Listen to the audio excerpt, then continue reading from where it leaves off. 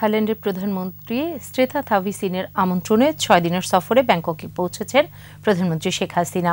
স্থানীয় সময় দুপুর 1:08 ব্যাংককের জন মুয়াং আন্তর্জাতিক বিমানবন্দরে পৌঁছালে তাকে দেওয়া হয় লাল গালিচা সংবর্ধনা। প্রধানমন্ত্রীকে অভ্যর্থনা জানান থাই প্রধানমন্ত্রীর কার্যালয়ে সংযুক্ত মন্ত্রী পুয়াংপেট চুনলাই। পরে তাকে গার্ড অফ অনার এবং 19 রাউন্ড গান স্যালুট দেওয়া হয়। 29 এপ্রিল পর্যন্ত সফরকালে থাইল্যান্ডের প্রধানমন্ত্রী থাভিসিনের সঙ্গে দ্বিপক্ষীয় বৈঠক করবেন শেখ হাসিনা। যোগ দেবেন জাতিসংঘ এশীয় প্রশান্ত মহাসাগরীয় অঞ্চলের অর্থনৈতিক ও সামাজিক কমিশন UNESCAP এর 80তম অধিবেশনে।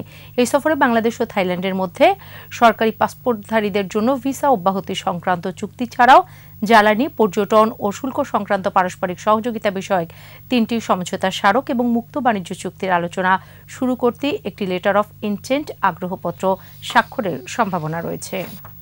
ওয়ালটন ফ্রিজ কিনে অনেকের মতো আপনিও হয়ে যেতে পারেন মিলেনিয়াল। সেরা পণ্যের সেরা অফার।